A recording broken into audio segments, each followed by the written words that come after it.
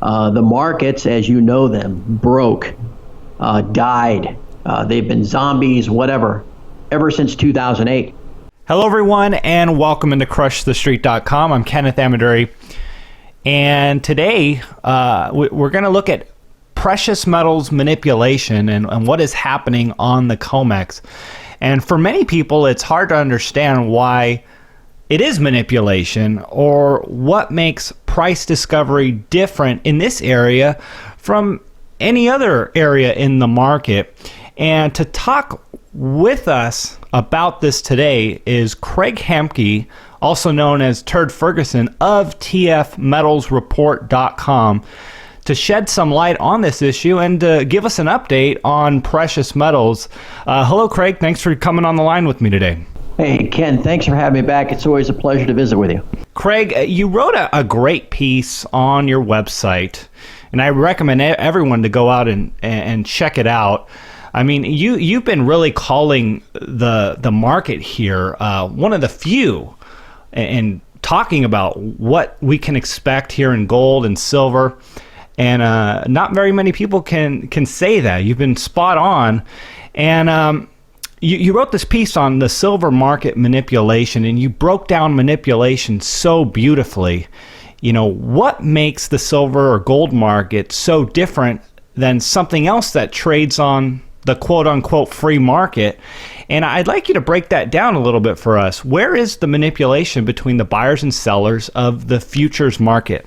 Well, Ken, first of all, thank you for the kind words. And though we've had a tough couple of years, just like everybody else in the precious metals, we've had a good 2017 as we've been trying to fly kind of contrarian to the general point of view, which was after the election of Trump that interest rates were going to go up, there was going to be all this infrastructure spending, and the dollar was going to get stronger, and thus the metals were going to go down.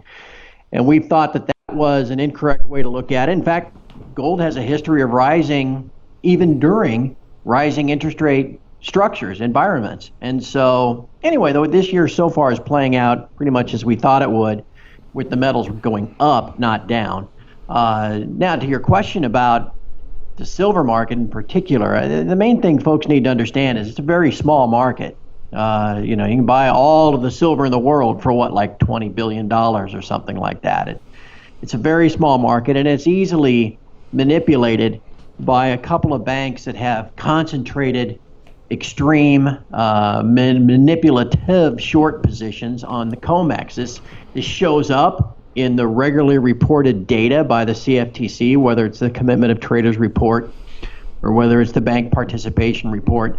And anybody that follows these markets on any regular basis knows what happens.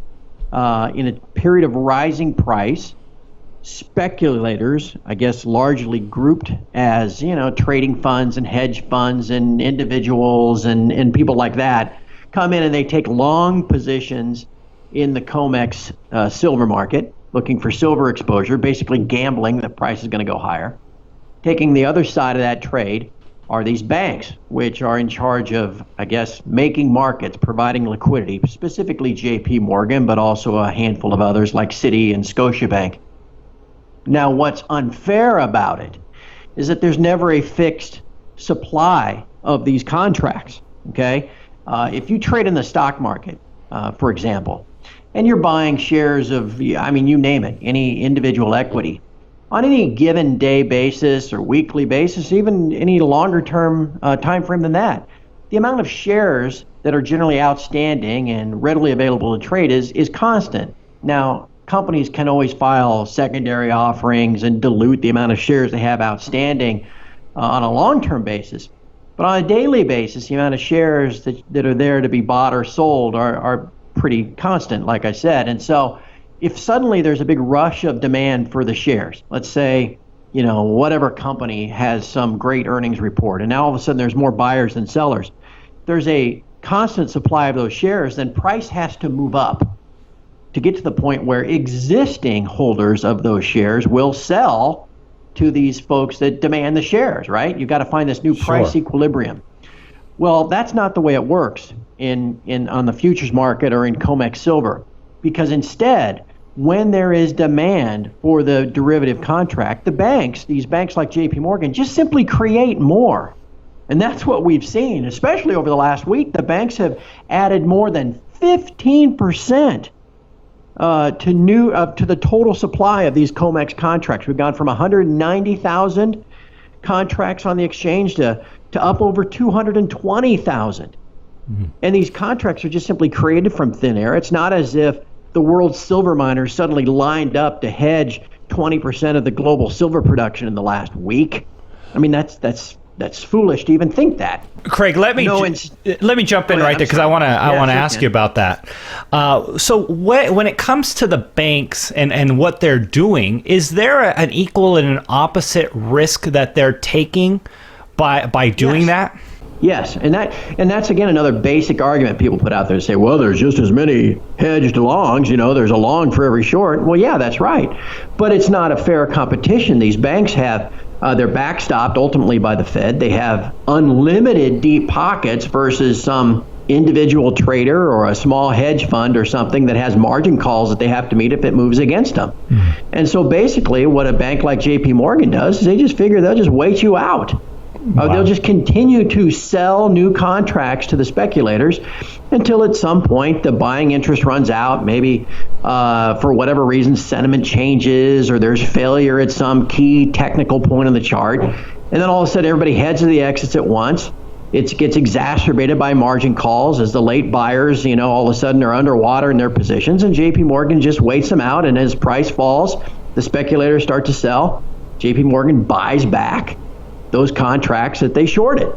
Yeah. And it's good work if you can get it. If you have the unlimited, almost infinite ability to print paper silver to sell to those specs, heck, you can make a heck of a lot of money managing your trading desk that way, and that's what JP Morgan does. So let's talk about the risk a little more for the banks. Is the bank's risk, and I ask you this, for you to explain it because you do a beautiful job of it. The bank's risk is us as investors, that's our explosive upside. That's what we're all waiting for, at least. Right. The bank's risk is they get overrun and swamped. And this is where some interesting history can be sought out by anybody that's willing to look. I was there witnessing this in 2011, and probably most people listening to us remember these days. Back from late 2010 into the spring of 2011, silver had this explosive rise. First, it moved, rather gradually from 20 to 25 up to 28, and then there was a period of 90 days where it went from 28 to 48.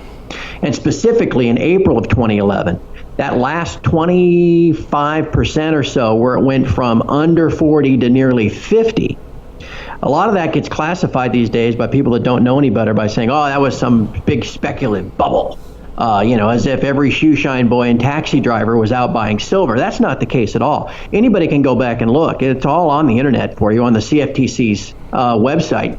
That last $10 in silver was a commercial short squeeze, primarily of JP Morgan.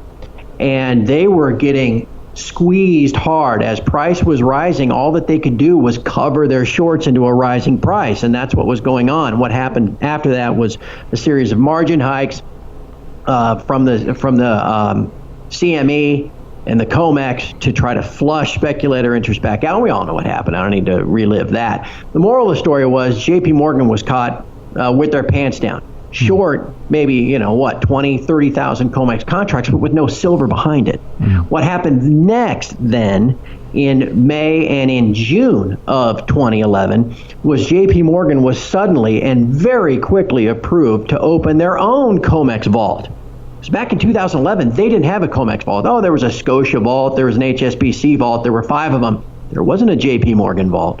They had no silver backing up that massive short position, and they almost got a true religious experience of a commercial failure. So what was happened right away after that is they were approved for a vault. They've been accumulating silver ever since. You can look at the CFTC's delivery or the CME's delivery reports for the last 2 years and see that the house account of JP Morgan, their own proprietary account, has taken delivery of more than 50 million ounces of silver on the COMEX without issuing back out any. The eligible vault now in JP Morgan's vault of silver at the COMEX is now north of 90 million ounces. And so what JP Morgan's plan, I think logically you can deduce this is to continually short they get away with saying they're hedging that 90 million ounces by maintaining an 18,000 contract short position on the COMEX, a dominating manipulative position.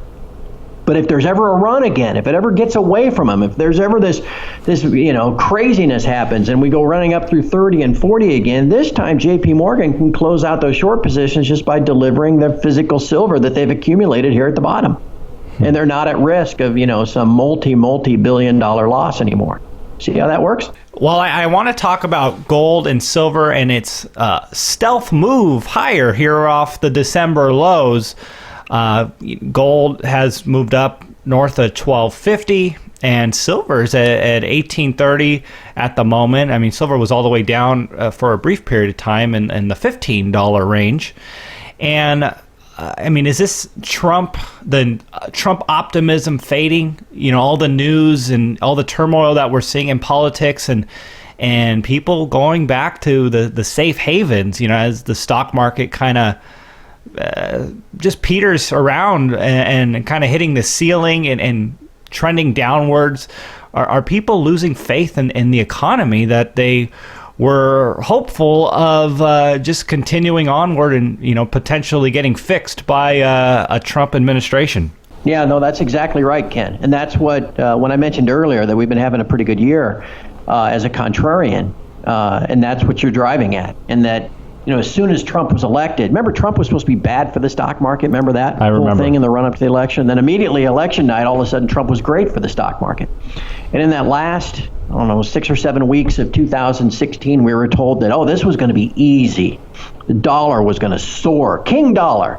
The bond market bubble was going to burst after 30 years or whatever it's been because rates were going to spike higher. And all of this was going to be, really good for the dollar, really good for the stock market, all this infrastructure spending and tax cuts and all this, as if it was just a fait accompli, a done deal. And we said, on my side, I don't know. I'm not buying that. I don't think it's going to be that easy. And that's how it's played out so far in the first quarter. And I think as we go through the year, more and more, rational people are going to see the reality of this and go, maybe it's not going to work out that way. Provide, more and more opportunities for the metals to go higher. At present, we are in a really interesting spot in that both metals are pressing into very interesting positions technically. Gold is pressing up against 1260. The significance of that level is that's where the 200-day moving average is found. And if you draw a trend line from the highs of last July and extend it all the way down, through some of the highs last fall, that point is at about a 1260 right now as well. So if we could somehow, maybe using Friday's employment report as a catalyst or something, maybe next week, whatever, if we could somehow surge through 1260 here and maintain a toehold, that'd be a really, really good sign, and we could make a move to 1300 pretty quickly over the course of this month. Silver is also at a very interesting crossroads in that a lot of folks have been watching longer term technical features in silver. In fact, specifically the 50-week moving average, which is like a 200-day, crossing up and through a 200-week moving average, which is like a 1,000-day. Okay? Those two just bullishly crossed yesterday, as a matter of fact, and price has surged above both, which from any technical sense is extremely bullish. I mean, looks great. On the flip side of that, though, we have some of our traditional, I don't want to call it fundamental factors, some traditional COMEX factors like the Commitment of Traders report, which show a very bearish structure from how many speculators are long and how heavily the banks are short. So you've got a very bullish technical picture, but a very bearish, I guess, internal picture in terms of the Commitment of Traders structure in silver. And so we'll just have to see where we go from here. It's very possible that gold could continue to catch a bid, could slash through 1260 in the weeks ahead and drag silver higher regardless of that Commitment of Traders structure. But it's one of those things where we're at a very interesting juncture. We're beginning a new quarter. We've got the latest employment report coming up here on Friday. It's a good time for people to kind of stay on their toes and be wary that things could go either way in the short term. Sure. And you alluded to this earlier, rate hike we're seeing gold perform very well. From December 2015, it's doing very well. But with the economy seemingly petering out, or maybe the optimism petering out, do you think we're going to continue to get these rate hikes? And is that going to potentially keep gold down? I mean, without these rate hikes, it seems like that's what we need here, even though conventionally that's bad for gold. That's stronger dollar, when you tighten the monetary policy. But any thoughts on that? Yeah, no, that's a very interesting thing to be pondering at this time, because you can't doubt the chart, right? I mean, we put in a low in December of 2015 at the first rate hike in 8 years. We put in a higher low last December. We put in another higher low just 3 weeks ago. So undoubtedly, that trend is our friend. But what's causing it? I mean, is the market enjoying the higher interest rates, just like we saw back from 2003 to 2007, where there were 17 Fed fund rate hikes and gold went from 300 to 1,000? Or is the market anticipating the Fed just strangling whatever signs of life, are there, and a resumption of QE and everything else by later this year? I'm not sure what the correct answer is there. Perhaps our clue should be taken instead not from the dollar, Ken, but from the bond market. Because again, everybody and their brother was talking about, oh yeah, here comes the busting of the bond bubble and all this jazz. Well, the Fed now has raised twice in the last 90 days. But the long end of the curve is actually down. Rates have fallen. In fact, if we just look at the action over the last 3 weeks since that second rate hike, the 10-year note's fallen from 265 to 235. The long bond's fallen from 320 to under 3%. So the Fed is only flattening the yield curve, which in any traditional sense is a precursor of recession. Maybe, again, what gold is anticipating is not so much higher interest rates, in a return to 2003 or 2007. Maybe gold's anticipating a weaker dollar and more QE. Interesting. Instead, as the Fed crushes the economy with, whatever life is there, inverts the yield curve, you get more and more buying of bonds, lower and lower interest rates, and, a return to where we were in 2010. Right. I don't know, Ken. It's an interesting time to be alive, my friend. I know that. And all I know is I'm not falling for just the general claptrap of, oh, yeah, well, we're in wave X of subwave C of microwave D, and that means that we're going to 826.50. Right. I don't buy that one bit. These markets are grossly manipulated by the banks, and so I think all the wave and cycle stuff you can throw out the window, because the charts are painted by the banks through the issuance of these naked short contracts. I instead see this bigger picture of where the economy might be headed versus where everybody might be thinking it's headed, and that's what may play out as we go through the remainder of this year. Without, unlike 2016 where the highs came in during the summer, we may see the highs of this year for price in the fourth quarter, and then extend those gains into next year. Sure. Craig, then in hindsight, I'm curious what your thoughts are as to what took gold from 1900 down to 1050 with them cutting interest rates. And I know maybe that's not the direct correlation, but was it manipulation? Was it the anticipation of a stronger dollar in that environment? In just comparing the two, comparing what we're seeing now to an environment of slashing interest rates and the expectation for the reaction gold had, if that makes sense. Okay, Ken. Now we're really going to go off the deep end here. You ready? All right, let's do it. This is, we could do a whole call on this. And people are going to listen to this and think, that guy's, he's just making excuses, or he's nuts or whatever. But I firmly, and believe this 100% with all my heart, the markets, as you know them, broke, died. They've been zombies, whatever, ever since 2008. And beginning in 2008, 2009, the central banks figured out that they could get the markets to, and I'm talking all markets, to paint this image of recovery and economic, happiness and all this kind of stuff, the wealth effect that Bernanke always talked about, you could make the markets move a certain way because everything is done now by a computer. So if you could get the computer algorithms and the HFT platforms to do all the heavy lifting for you, you don't need to manipulate the markets yourself. The Fed doesn't need to go in and buy trillions and trillions of dollars of stocks to make the stock market go up. Instead, they can just influence the high-frequency trading machines to do the work for them. And how do they influence it? By influencing the inputs that these machines look at. I mean, there's almost a 1-to-1 correlation over the last 5 years of the dollar-yen with the S&P 500. I mean, it's like a 98% correlation.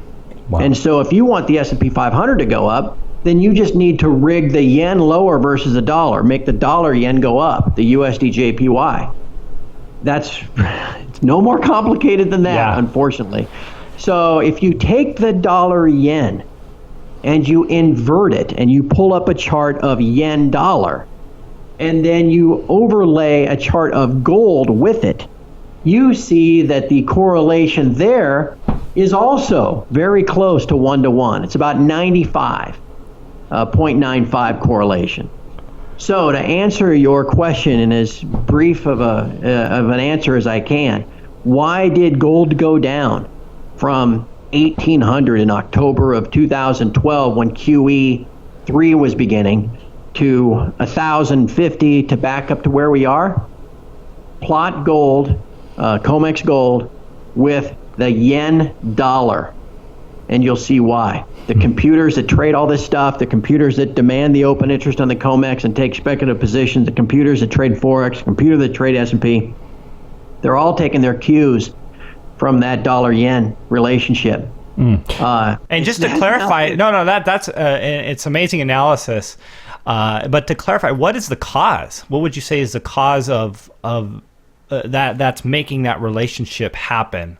I know that they're linked, but what's causing the move of the currencies, and is there some nefarious or market force that's causing that's bringing? You mean why are the algos programmed to act off of the dollar yen, or what is moving the dollar yen? What is causing it to move? Prior to them being linked, what is causing them to move? Oh, the movements in the Forex are, that's one. We talk about the bond market being manipulated through QE. Forex is probably the most central bank manipulated set of markets in the world. Sure. It's a $5, $6, $7 trillion a day market. No one can intervene there. No one has the deep enough pockets to manipulate those markets outside of the central banks. And the Bank of Japan is known worldwide as the greatest manipulator of its own currency anywhere.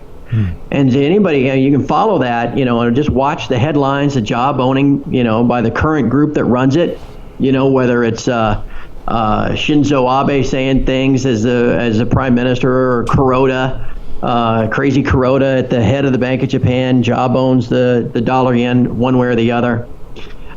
There's a carry trade component to that has historically been there, and I think that's what's programmed into most of these algos. And like I said, after the markets died in 2008 and 2009, that's when all these correlations started to become one for one. And I think the central banks realized, if anybody listening to us if you can pull up a chart, you go to a place like barchart.com is an easy one to do it.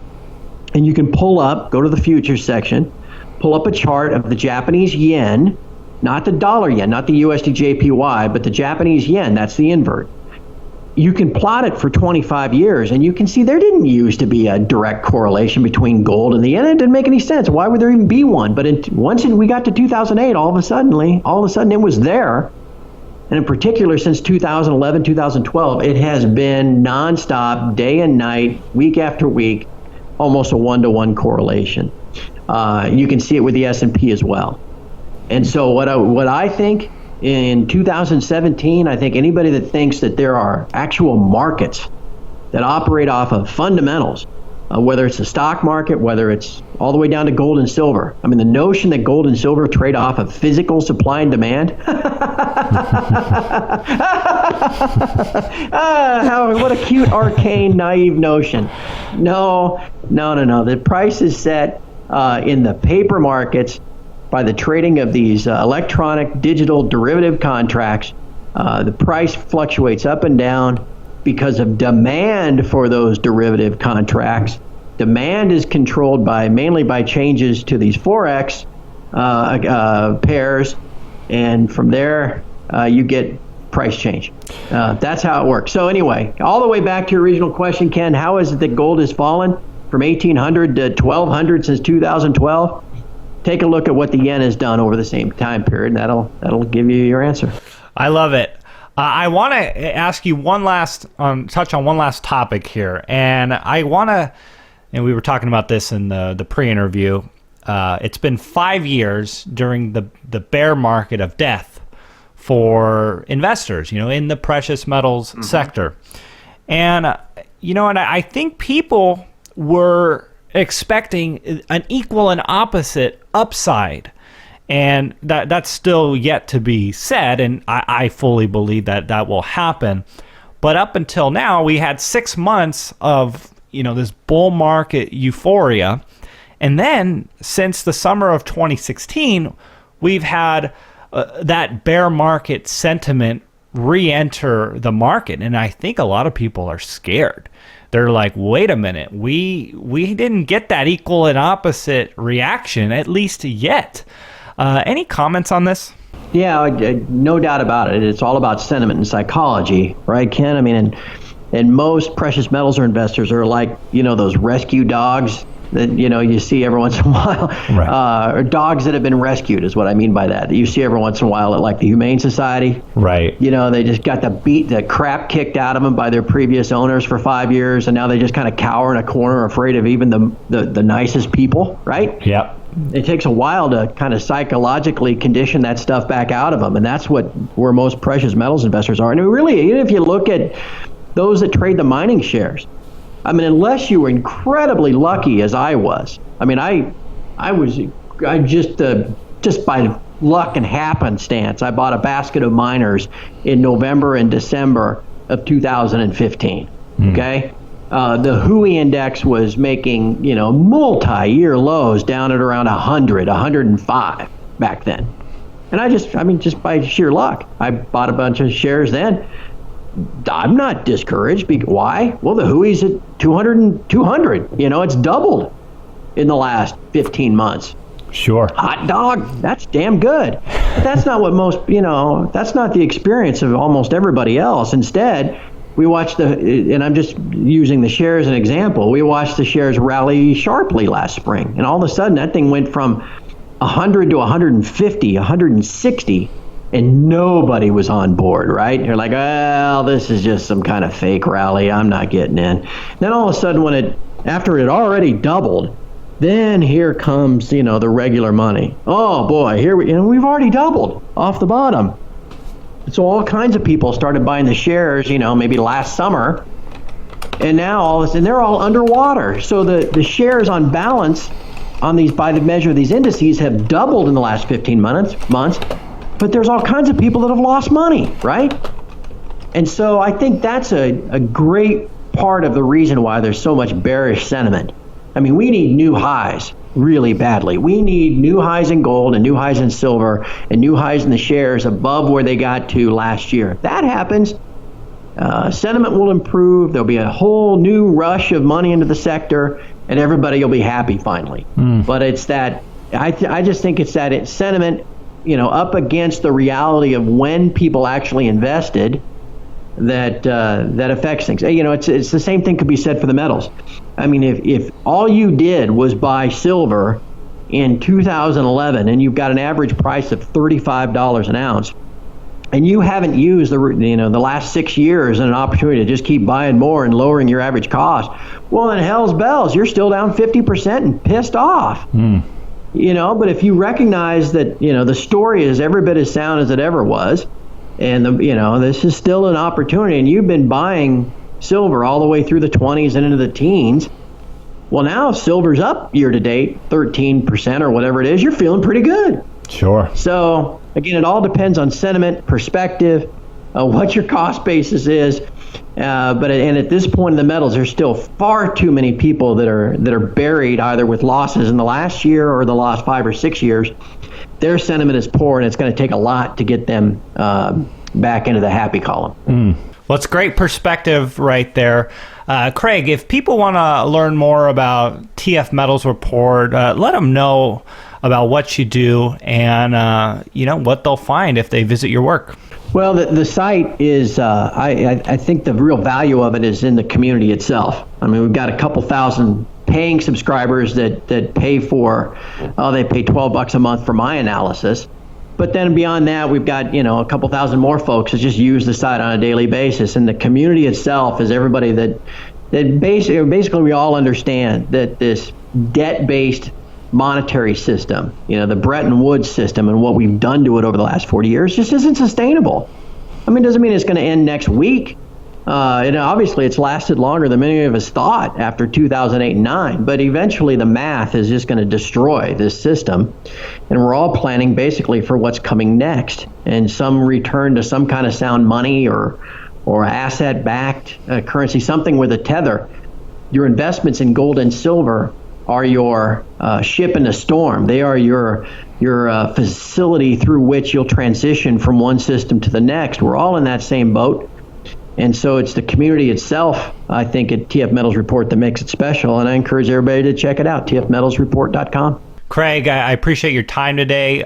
Thanks for coming on the line with me. Ken, hey, I appreciate the opportunity. It's always fun to visit with you, and I look forward to doing it again sometime soon.